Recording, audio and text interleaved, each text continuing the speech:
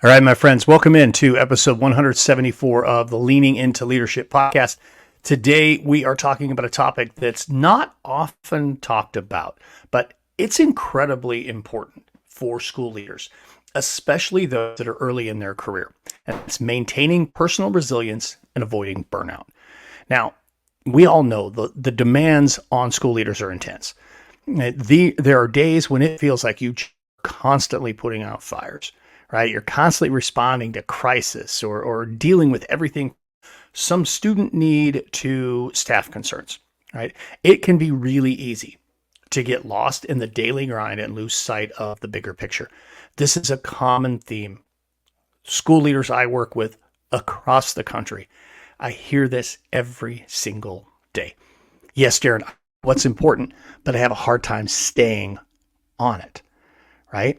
But staying resilient and staying focused, preventing burnout are absolutely essential to your success. For that matter, it's absolutely essential for the success of your school's community. So I want to dive in today into some practical strategies for building resilience as a school leader. How do you do it? And why is it super important? Now, let's start by clarifying what I mean by resilience. To me, resilience is the ability to stay grounded and effective even when things around you are challenging. When all things around you are going absolutely crazy, you can remain grounded, you can be effective, and you can be efficient. To me, that's what being resilient is all about. It's about having the mental, emotional, and even the physical stamina to bounce back from setbacks. Because let's be honest, we all are going to have setbacks in our leadership lives, right? It's about being able to continue pushing forward and to stay connected with your purpose. I talk about it all the time here on the podcast, that compelling vision of your school. We've got to make sure we stay connected to that. That, to me, is what resilience is. As a school leader, resilience means you're not just reacting to every challenge, but you're responding thoughtfully and intentionally. It means you're able to maintain a sense of calm even in the middle of a storm, which can make a massive difference, not just for you, but honestly for your entire school. When leaders model resilience, it creates this ripple effect. Right? It encourages staff. It encourages students. Heck, it encourages your families to develop their own resilience. It is such an essential element. And it's something, again, that we just don't talk about often enough. Now, it's one thing to talk about it, but sometimes you got to know where you're going to go with it. You got to know what strategies can I use to actually build some of that resilience. Well, I want to share a few with you. And the first one is just simply setting some boundaries with your time, right? Let's talk about boundaries, right? Specifically boundaries with your time. Time is one of the few resources that we just can't make more of that. Okay. So it's critical that we use our time wisely.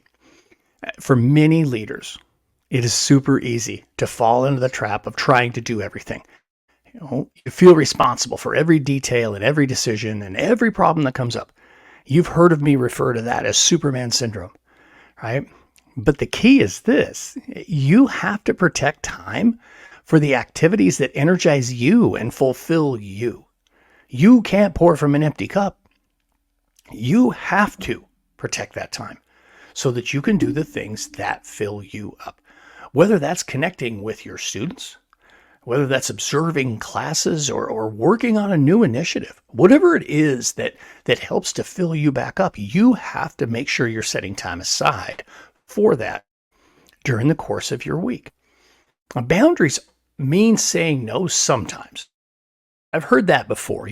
How do I set boundaries? In other words, how do I say no to some things, right? And sometimes, yes, you need to use boundaries as saying no, even if it's tasks that seem urgent, but they're not necessarily aligned with your priorities, right? The key there is knowing what your priorities are and making sure that you're leveraging those priorities. A simple way I think that you can set boundaries, a really nice starting place, is to just designate a block of time each and every day, or even if it's just once a week, for focused, uninterrupted work. Protect this time fiercely. Make sure your secretary knows this time is golden. Let your staff know, hey, unless it's an emergency during this window of time, I'm not available. And you'll be amazed how much clarity and resilience this is going to create for you. And not only that, you're modeling that creation of resilience and clarity for your staff. All right, strategy number 2. Let's talk about delegation.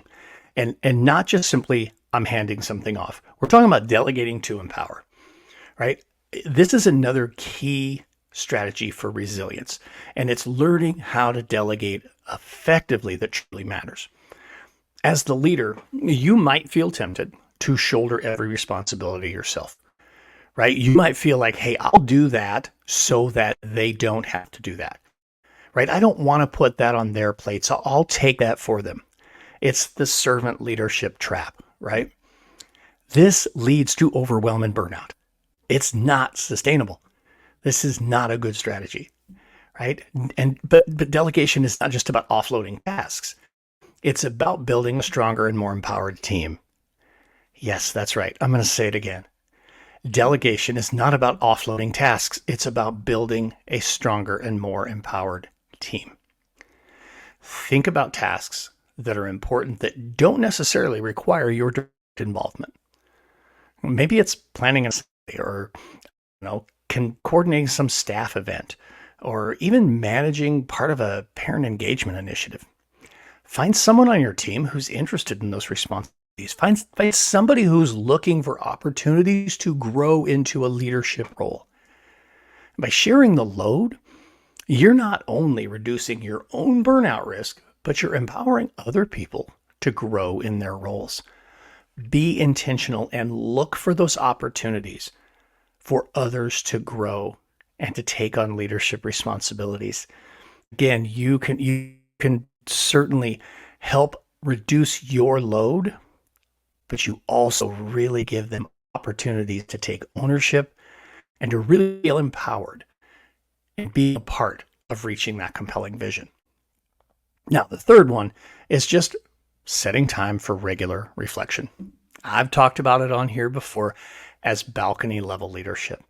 But man, if we're not setting time aside to reflect on our own work, we're really missing out on something important. We're running the risk of increasing that burnout, and we're definitely not building resilience if we're not taking time to really reflect on the work that we're doing.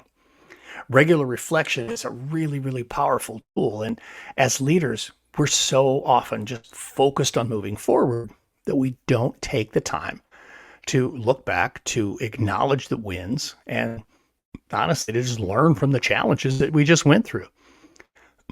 Reflecting gives you a chance to reconnect with your purpose, to get dialed back in on what are those things that really are important to you, those things that really, really that you value, right?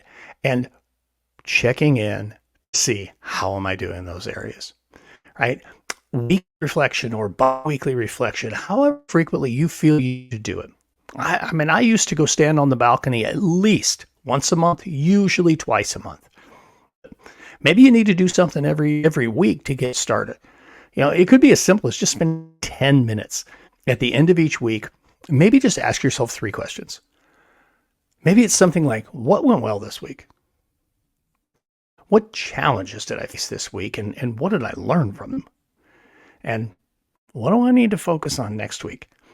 Maybe you're not quite at that space where you can say, hey, I can spend all this time focused on 6 big things like I did.